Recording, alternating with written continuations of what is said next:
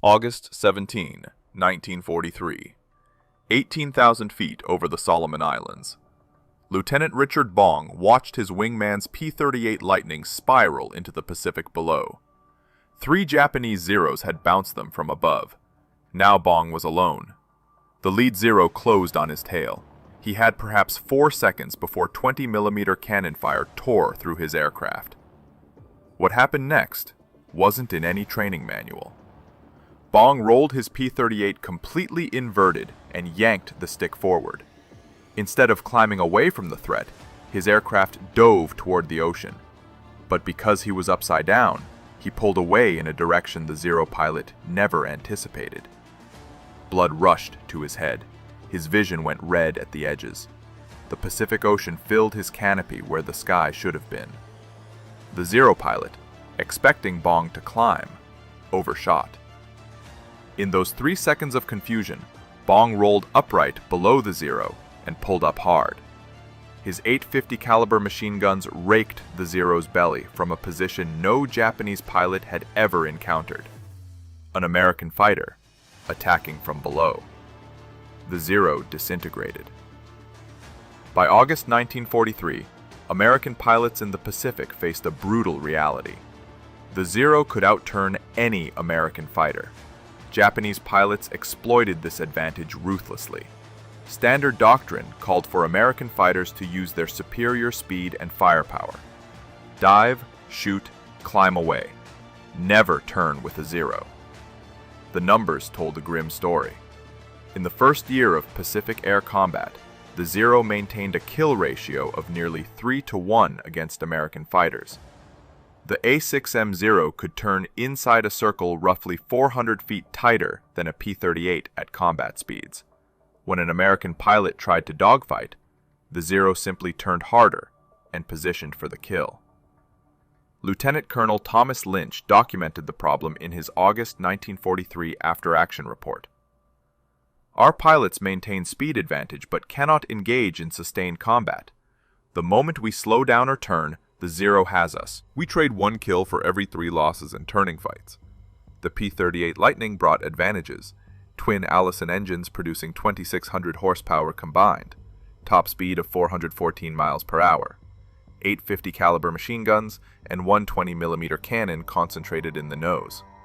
A P-38 pilot who kept his speed could devastate Zeros in a single pass. But combat rarely allowed perfect conditions. Japanese pilots had been fighting since the late 1930s over China. They understood energy management at an expert level. They knew exactly how to force American pilots into situations where the Zero's turning ability became decisive. A common Japanese tactic involved 1 Zero acting as bait, flying straight and level, appearing vulnerable. When an American pilot committed to the attack, 2 more Zeros would drop from above, or slide in from the flanks.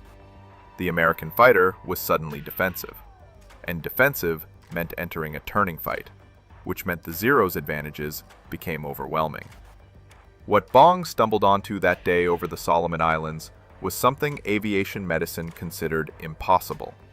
The maneuver involved rolling inverted and pulling through into a diving turn.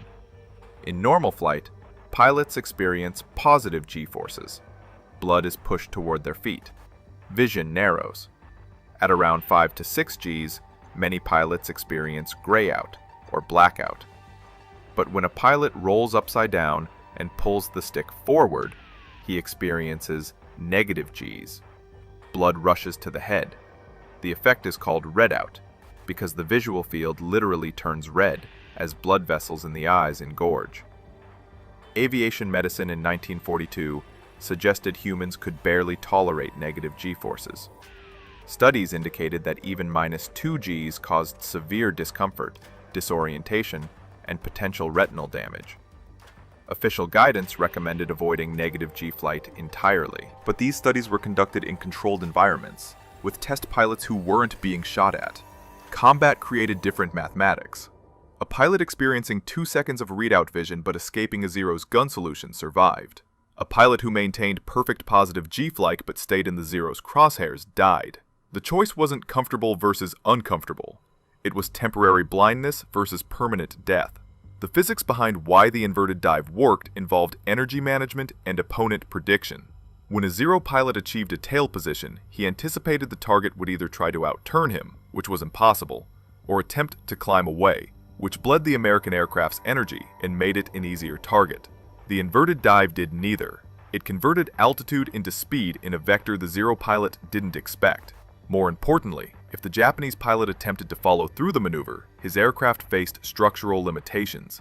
The Zero was stressed for positive G loads up to about 7 Gs, but its lighter construction made negative G flight particularly dangerous. Pulling negative Gs in a Zero risked structural failure or engine problems because the aircraft's systems weren't designed for sustained inverted flight. The P-38's twin Allison engines had another advantage in negative G flight.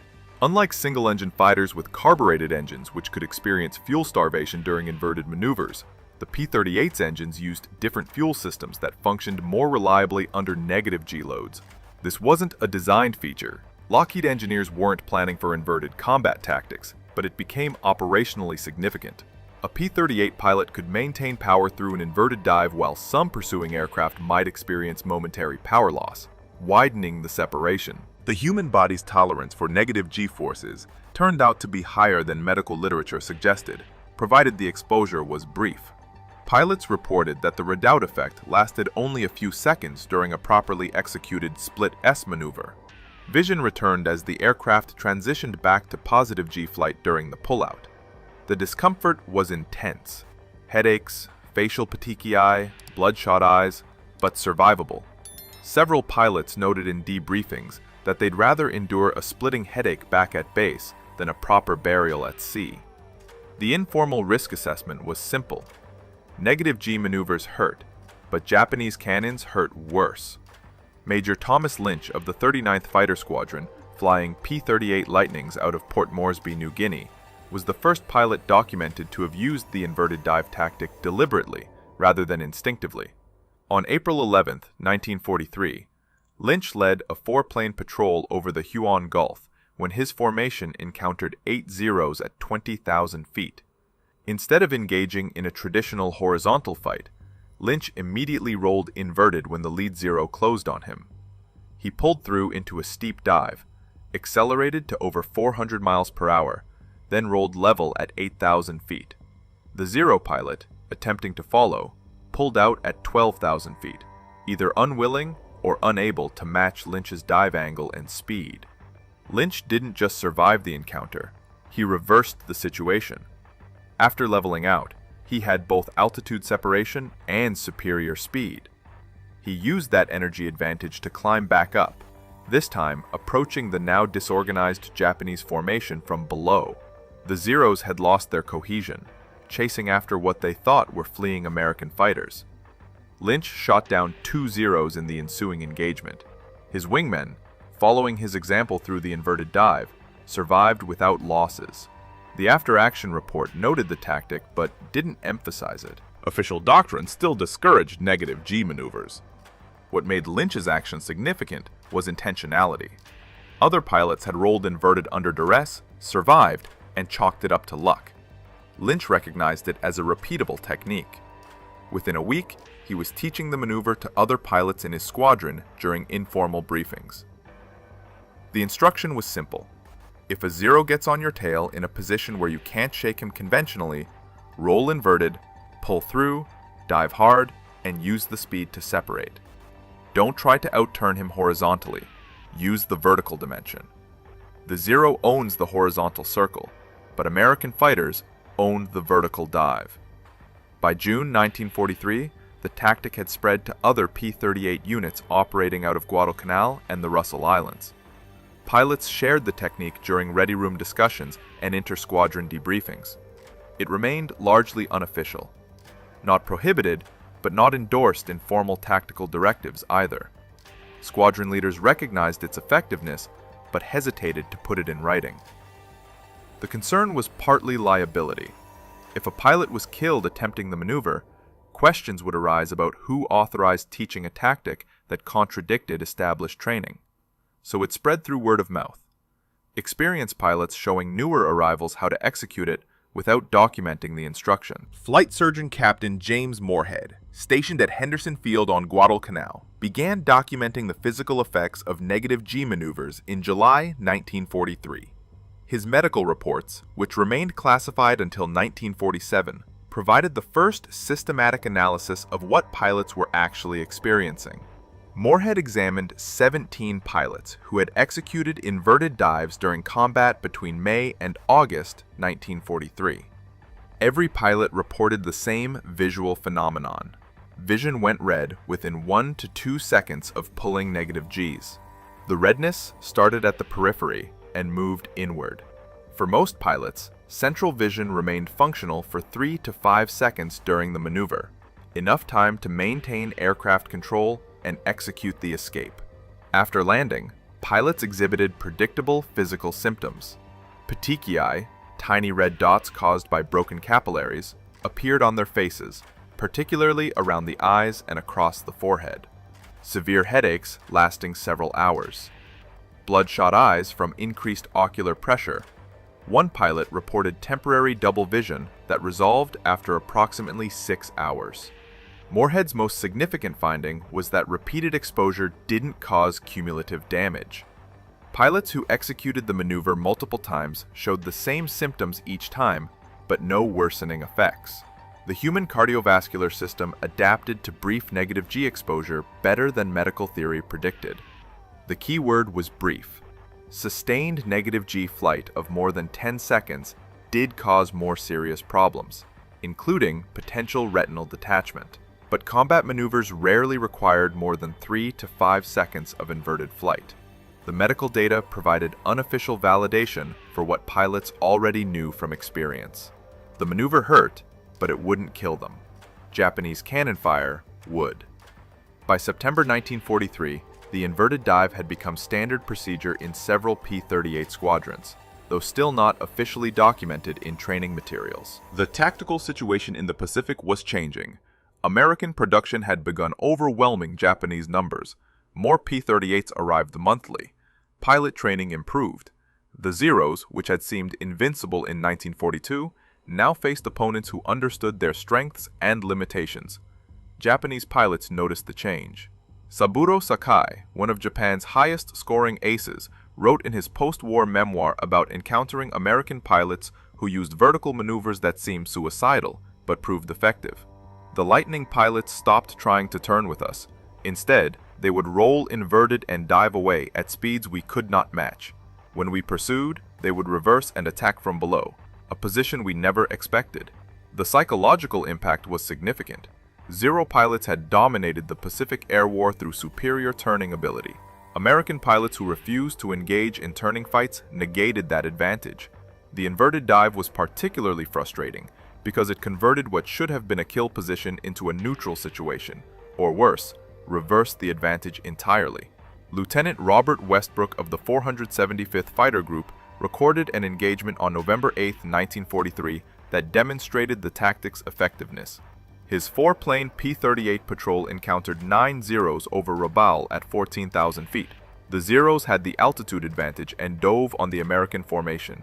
Instead of breaking left or right into a horizontal turn, all 4 P-38 pilots rolled inverted simultaneously and pulled through into steep dives. The Zero formation, expecting a turning fight, overshot. The P-38s accelerated to over 420 miles per hour in the dive, opening separation from the Zeros. At 6,000 feet, the American pilots pulled out, reformed, and climbed back into the fight with both speed and positional advantage.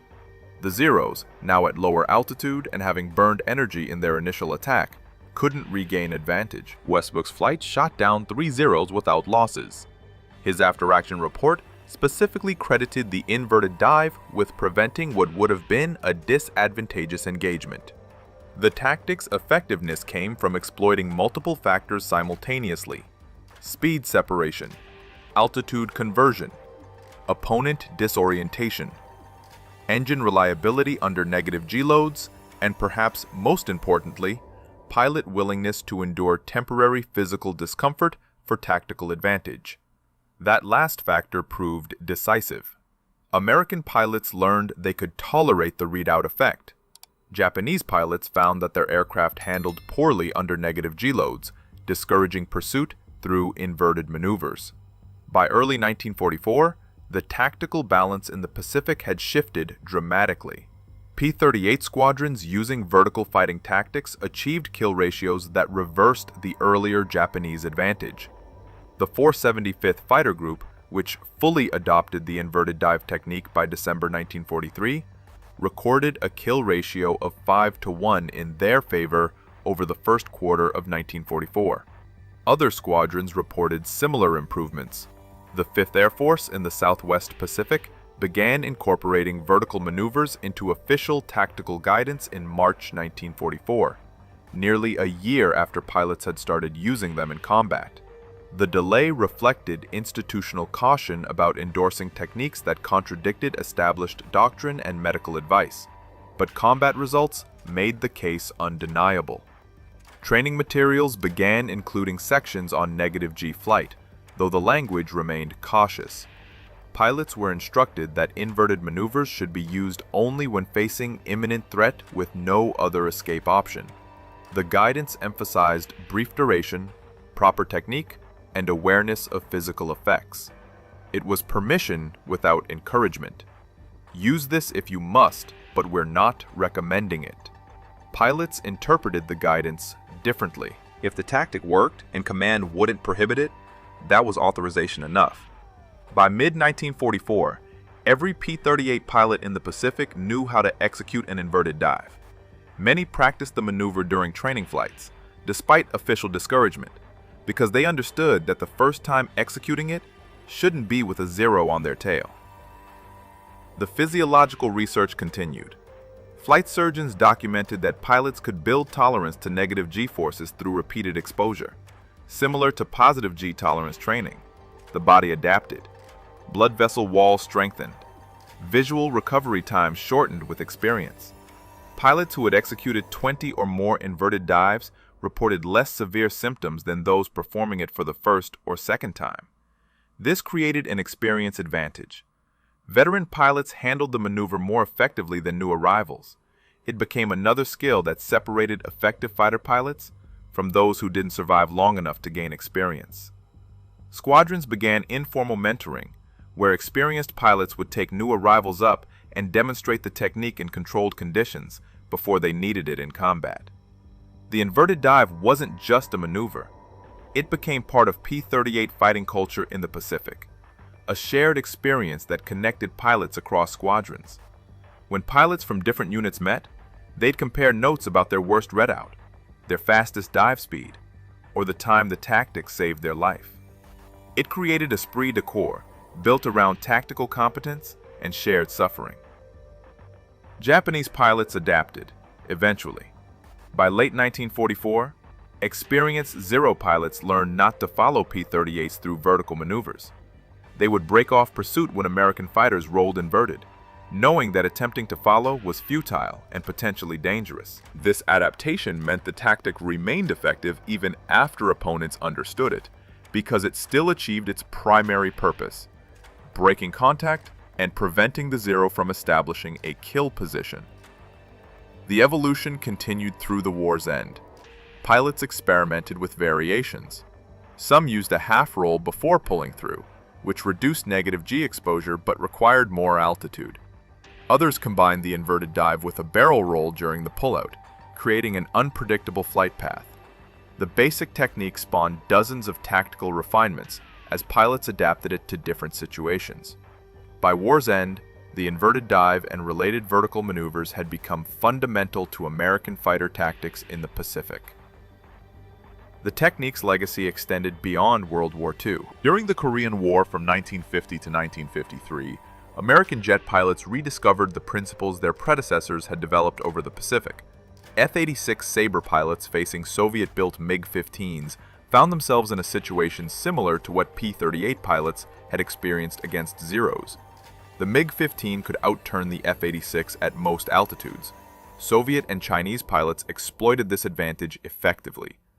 Captain Joseph McConnell, who became the top American ace of the Korean War with 16 confirmed kills, explicitly credited vertical fighting tactics learned from World War II veterans. In his debriefings, McConnell described using negative G dives to escape MiG attacks when caught in disadvantageous positions. The physics hadn't changed. The MiG pilot expected horizontal maneuvering. Rolling inverted and diving created separation and confusion. The jet era brought new complications. Jet engines of the 1950s sometimes experienced flameout during negative G flight, as fuel delivery systems struggled with inverted operation. F-86 pilots learned to keep their maneuvers brief, not just for physiological reasons, but for engine reliability. A 3 to 5 second inverted dive worked. Longer duration risked engine failure. Modern aviation medicine has extensively studied negative G forces since those early World War II observations.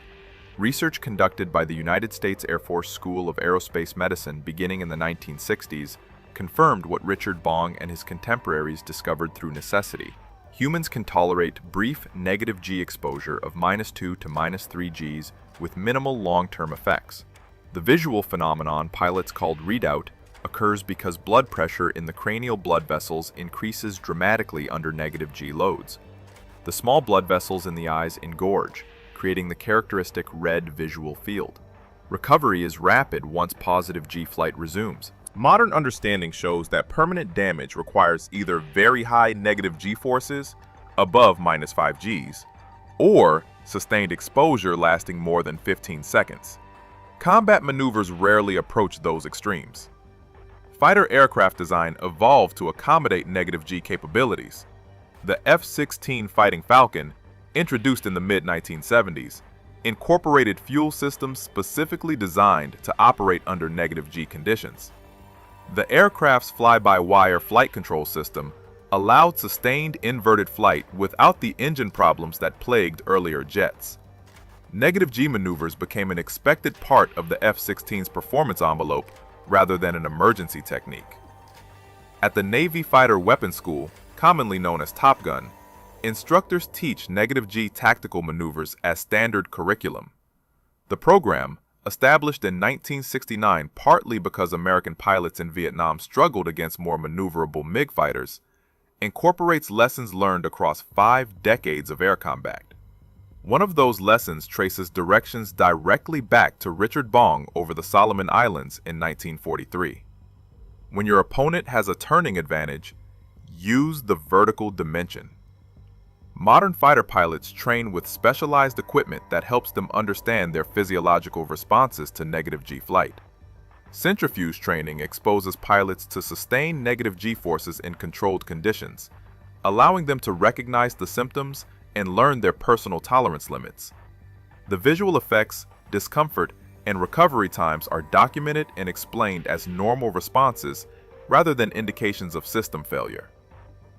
The F-22 Raptor and F-35 Lightning II, America's most advanced fighters, both incorporate thrust vectoring and advanced flight control systems that allow sustained high negative G maneuvers. These aircraft can maintain -3 to -4 Gs for extended periods without engine problems or control complications. What Richard Bong achieved through desperate improvisation is now a programmed capability in fifth-generation fighters. The basic human factors haven't changed. Pilots still experience redoubt. Blood still rushes to the head. The discomfort remains. But modern pilots understand the phenomenon, train for it, and know it doesn't indicate danger. That psychological shift, from viewing negative G flight as potentially fatal to seeing it as merely uncomfortable, represents a fundamental change in fighter tactics. The spread of this tactical knowledge illustrates how combat innovation occurs. Official doctrine and engineering typically lag behind what pilots discovered through necessity. Richard Bong didn't consult medical literature or engineering specifications. He rolled inverted because dying seemed worse than temporary blindness.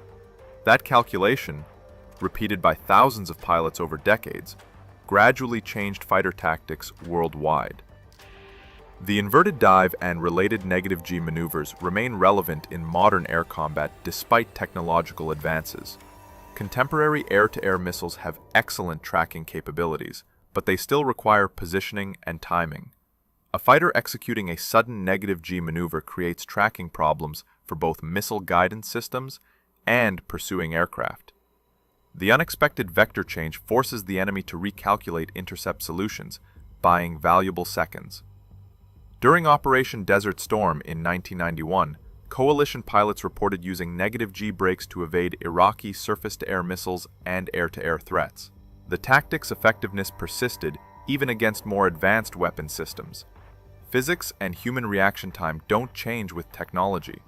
An opponent expects certain maneuvers based on common tactical doctrine. When a pilot does something outside that expectation, it creates decision paralysis, even if only for a few seconds. Those seconds matter. In air combat, a 2-second advantage in positioning can determine survival. Richard Bong understood that in 1943. Modern pilots with heads-up displays, helmet-mounted sights, and beyond visual range missiles face the same fundamental equation. Survive the next few seconds, then use that survival to reverse the situation. The medical research continues. Studies conducted through the 2010s examined how modern G-suits and flight equipment affect negative G tolerance. Standard G-suits, designed to prevent blood from pooling in the legs during positive G maneuvers, don't help much during negative G flight.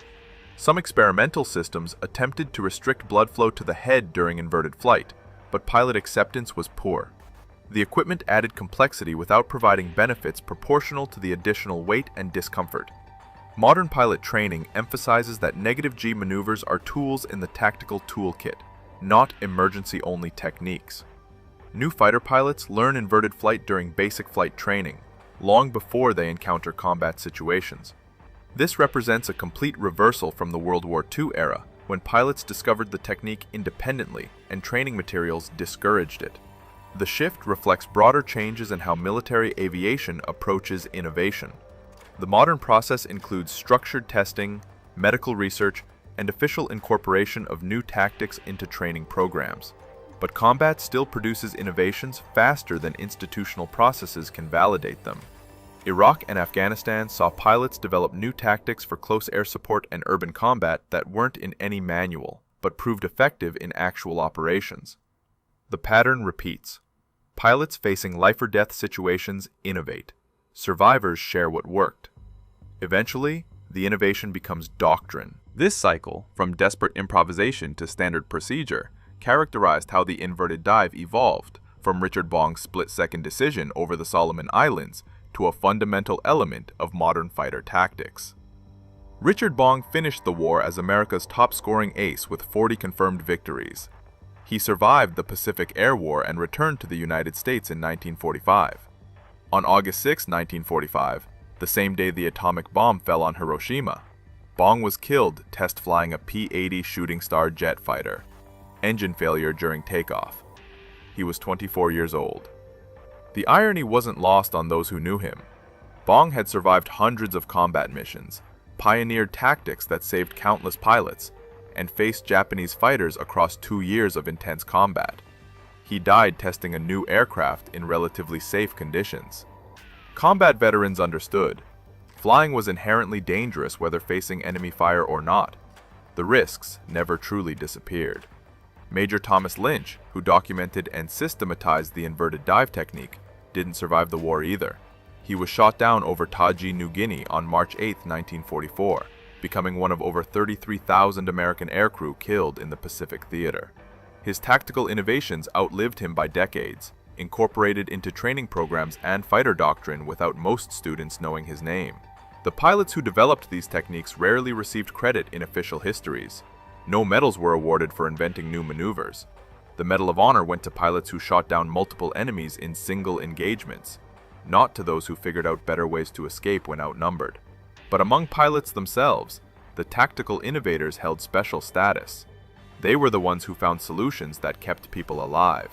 Flight surgeon James Moorhead continued his medical research after the war, eventually becoming one of the leading experts in aviation medicine. His classified wartime reports on negative G physiology provided the foundation for decades of subsequent research. When the Air Force established formal aerospace medicine programs in the 1950s, Moorhead's data informed the training protocols and safety standards. The broader tactical lesson from negative G maneuvers extended beyond specific aircraft or historical periods. Combat forces innovation in ways that peacetime training cannot replicate. The pressure of actual life-or-death decisions compresses learning timelines. What might take years to develop through systematic research and testing can emerge in weeks when pilots face it operationally. Military institutions struggle with this dynamic. Official doctrine requires validation through testing, safety analysis, and institutional approval. This process exists for good reasons. Untested tactics can get people killed as easily as effective tactics save them. But combat doesn't wait for official approval. Pilots improvise, and effective improvisations spread through informal networks faster than formal institutions can evaluate them. The inverted dive illustrated this tension perfectly. By all official measures in 1942 and early 1943, the maneuver should have been prohibited. Medical guidance suggested it was dangerous. No training program taught it. Engineering specifications for most aircraft didn't validate it. Yet pilots used it anyway, because the alternative was worse. This created a command dilemma. Squadron leaders and higher headquarters knew pilots were using the technique. They saw the survival rates improve.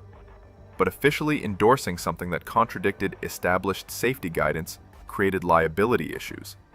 The compromise was tactical ambiguity. Don't prohibit it, don't endorse it.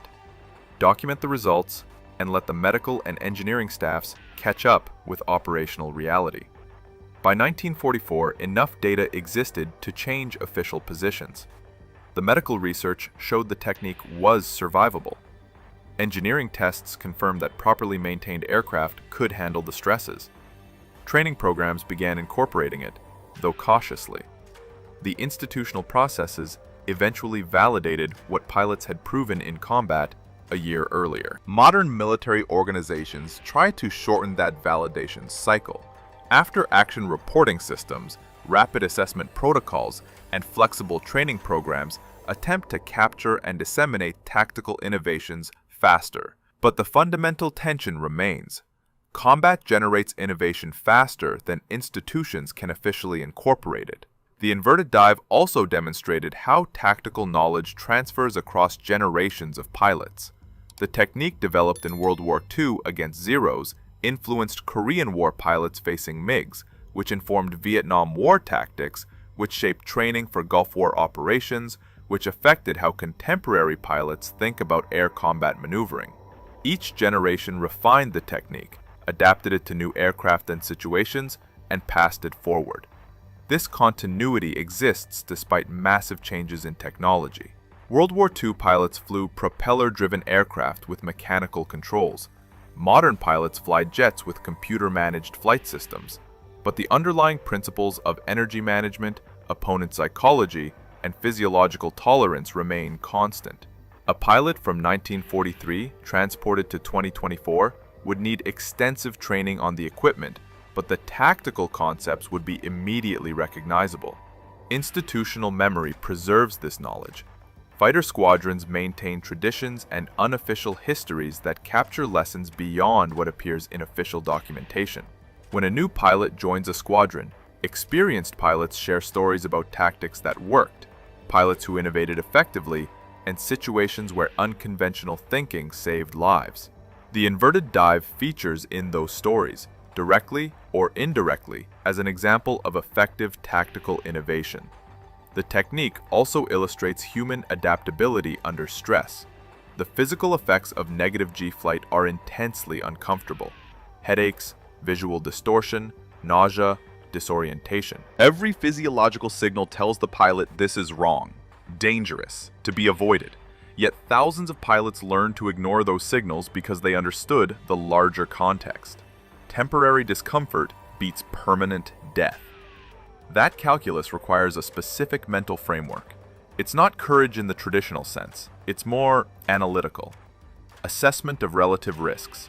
Understanding that the body's warning systems evolved for different threats than high-speed aerial combat. Recognition that survival sometimes requires accepting short-term suffering to avoid long-term consequences.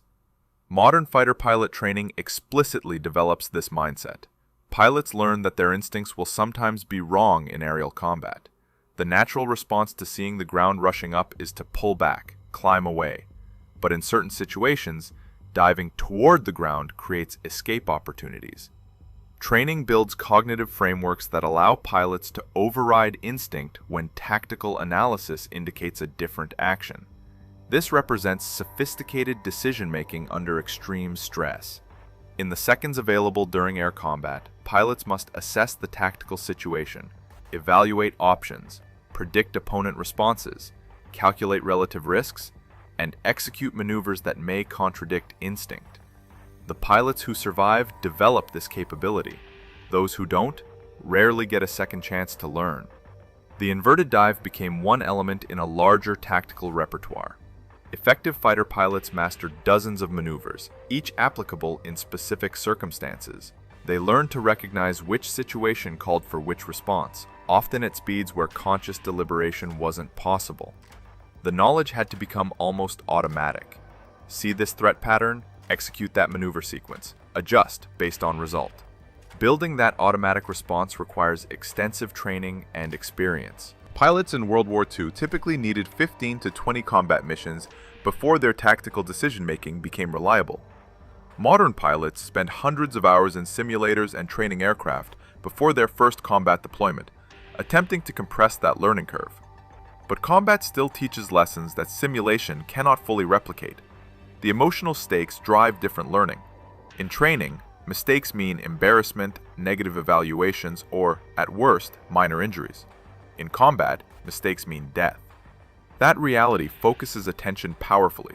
Pilots remember combat lessons with a clarity that training lessons rarely achieve. The memory of executing an inverted dive with a 0 on the tail, feeling the redoubt effects, seeing the maneuver work, reinforces the technique far more effectively than any classroom instruction. Post-traumatic learning is real and powerful.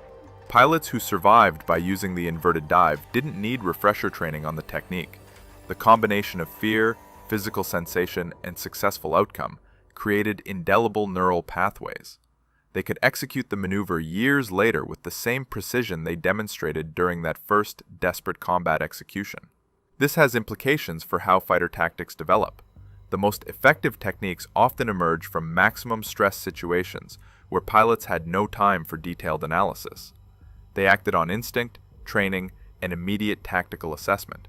When those actions succeeded, the success reinforced the behavior pattern. Other pilots observed or heard about it, tried it themselves, and either confirmed it worked or discovered its limitations. The decentralized evolution of tactics through this process creates robustness. No single theorist or test pilot determined that inverted dives were effective against zeros. Dozens of pilots independently discovered it worked. The technique survived and spread because it demonstrated effectiveness across varied conditions and situations. Natural selection in the most direct sense. Tactics that worked proliferated.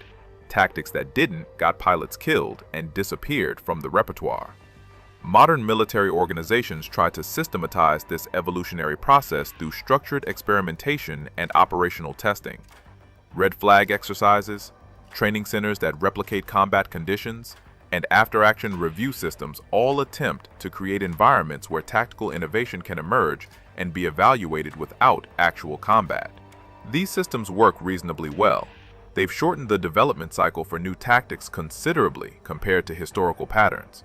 But combat still produces surprises.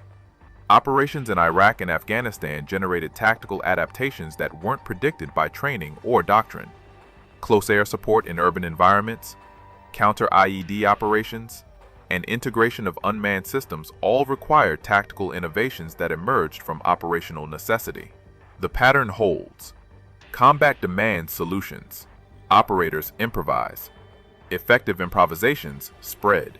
Eventually, institutions incorporate them into doctrine. The inverted dive occupies a special place in this history because it represents one of the earliest systematically documented examples of combat-driven tactical innovation. The World War II military, particularly the Army Air Forces, developed relatively sophisticated systems for capturing and disseminating tactical lessons. After-action reports, technical bulletins, and training updates spread information across theaters faster than in previous wars. This allowed the inverted dive technique to proliferate through Pacific Theater P-38 squadrons within months of its initial development. European theater pilots facing different opponents in different aircraft didn't adopt it as widely because the tactical situations differed. But the principle of vertical maneuvering to exploit aircraft performance advantages did transfer. Pilots facing FW-190s or ME-109s learned their own versions of using dive performance to escape disadvantageous situations. The technological convergence between different fighter generations shows how fundamental principles persist, even as equipment changes dramatically. A P-38 pilot from 1943 and an F-35 pilot from 2024 fly aircraft separated by 8 decades of technological development. Yet both understand that when facing an opponent with superior turning performance, vertical maneuvers provide escape options that horizontal maneuvering cannot. This knowledge transfer happens through multiple channels. Official training programs teach the techniques explicitly. Informal mentoring passes tactical wisdom from experienced to new pilots. Historical study provides context for why certain tactics developed and how they evolved. Together, these create institutional knowledge that survives personnel turnover and technology transitions. The Vietnam War provided another crucible for negative G tactics. American F-4 Phantom pilots faced North Vietnamese MiG-17s and MiG-21s that could outturn them in specific flight regimes. The F-4 was designed primarily as a missile platform, optimized for beyond visual range engagements.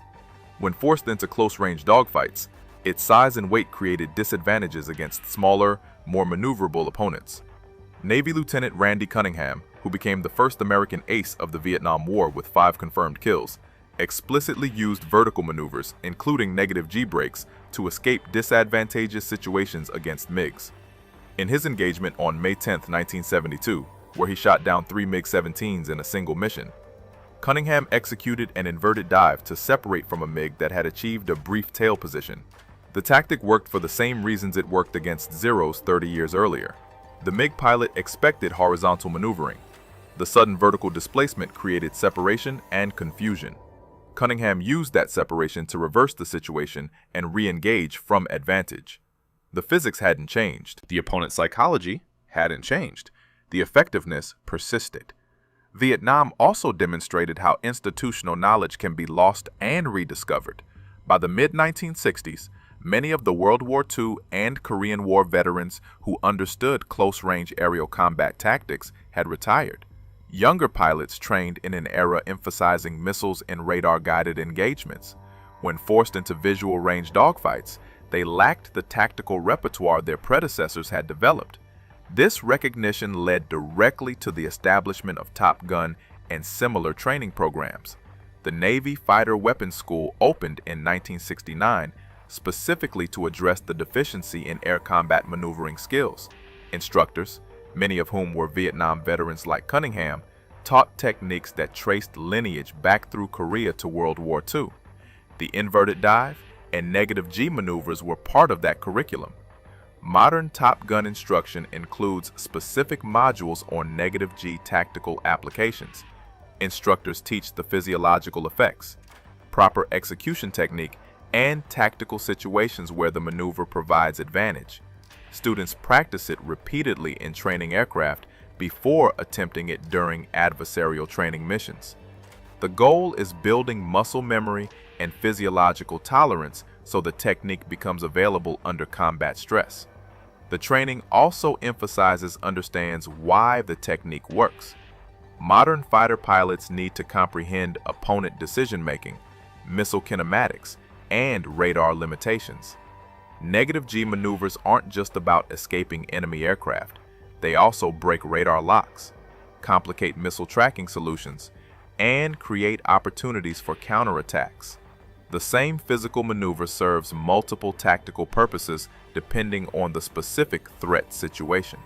Contemporary air combat adds layers of complexity that World War II pilots never faced. Modern fighters carry missiles with sophisticated guidance systems that can track targets through maneuvers that would have been impossible to follow with guns alone.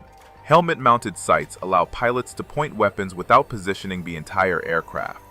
Sensor fusion provides 360-degree awareness that eliminates many historical blind spots. Yet the fundamental advantage of unexpected maneuvering persists. Missile guidance systems, sophisticated as they are, still require time to process new flight paths. A sudden negative G dive creates tracking problems for both the missile seeker head and the enemy pilot's situational awareness. That brief window of confusion, seconds at most, can be sufficient to break the kill chain. The F-35 Lightning II incorporates design features that facilitate negative G flight as a deliberate capability rather than emergency technique. The aircraft's fly-by-wire flight control system maintains aircraft stability through maneuvers that would be uncontrollable in mechanically controlled aircraft. Fuel systems ensure engine operation regardless of aircraft orientation. The pilot's ejection seat is designed to function safely during inverted flight, addressing a safety concern that limited earlier aircraft. These engineering improvements reflect how tactical requirements drive aircraft design.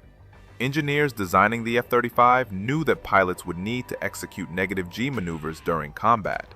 The aircraft was built from the beginning to support that requirement, rather than pilots adapting aircraft not designed for it, as happened with the P-38. The physiological challenges remain. F-35 pilots still experience redoubt during negative G flight. Blood still rushes to the head, vision still distorts. Modern flight suits and life support systems don't eliminate these effects, they're managed rather than prevented. Pilots train to function despite them, accepting temporary discomfort as the price for tactical advantage. This acceptance represents the culmination of 8 decades of accumulated experience. World War II pilots discovered through necessity that negative G flight was survivable. Korean War pilots confirmed it under different conditions. Vietnam pilots relearned it after institutional forgetting. Modern pilots incorporate it as standard operating procedure. The technique evolved from desperate improvisation to validated capability. The broader lesson applies beyond negative G maneuvers specifically. Combat generates tactical innovation continuously. Effective militaries capture that innovation, validate it, incorporate it into training, and pass it forward to subsequent generations. The process isn't always smooth. Institutional resistance, risk aversion, and forgetting create obstacles, but over time, genuinely effective techniques survive and spread. Richard Bong's split-second decision over the Solomon Islands in 1943 started a chain of tactical evolution that continues today. He couldn't have known that the maneuver he executed to save his own life would eventually influence how fifth-generation stealth fighters engage opponents 8 decades later. Yet that connection exists, directly and documentably, through the continuity of fighter pilot culture and institutional knowledge. Military historians often focus on equipment, strategy, and operational decisions made by senior leadership. These factors matter enormously, but tactical innovation at the operational level, generated by individuals facing immediate life-or-death decisions, shapes how wars are fought as much as any high-level strategy. The pilots who figure out what actually works in combat and survive to share that knowledge create effects that ripple forward through generations. The story of the inverted dive illustrates this dynamic perfectly. No admiral or general ordered its development. No engineering team designed aircraft specifically to support it, at least not initially. It emerged from combat necessity, proved effective through repeated use, spread through informal networks, eventually gained official recognition, and ultimately became foundational to modern fighter tactics. That progression, from battlefield improvisation to doctrinal standard, represents how military organizations actually learn and adapt. Official processes matter, but combat reality drives the evolution. Pilots facing Zeros in 1943 and pilots facing advanced threats today share fundamental challenges. Physical limitations, opponent capabilities, the need to survive and complete the mission. The solutions they develop reflect those constraints more than any specific technology or doctrine. The human element remains central. Fighter combat is ultimately decided by pilots making split-second decisions under extreme stress. Technology provides capabilities. Training builds skills. Tactics guide actions. But in the critical moment, the individual pilot must assess the situation, select the appropriate response, and execute it effectively. That human decision-making process connects Richard Bong and his P-38 to a contemporary F-35 pilot, despite all the technological changes between their eras. The inverted dive, as a specific technique, may eventually become obsolete. Future aircraft might maneuver in ways that make the distinction between positive and negative G flight irrelevant. Autonomous systems might handle aerial combat without human pilots experiencing physiological effects. The specific tactic isn't eternal, but the principle endures. When your opponent has an advantage in one dimension, shift to a dimension where you have advantage. When the enemy expects one type of maneuver, execute something unexpected. When temporary discomfort provides tactical benefit, accept the discomfort. These principles applied in 1943, in Korea, in Vietnam, in the Gulf Wars, and they'll apply in future conflicts regardless of technology. If this story moved you, we'd be honored if you'd like this video. Please tell us where you're watching from, your country and city. Did you know someone who served in the Pacific, Korea, or Vietnam? Perhaps a father, grandfather, or uncle who flew fighters? Share your memories below. These stories connect us across generations. The pilots who pioneered these tactics couldn't have imagined we'd still be discussing their innovations 80 years later. But their courage, ingenuity, and willingness to push beyond accepted limitations created knowledge that saves lives today. Thank you for watching. Thank you for remembering. These stories must not be forgotten.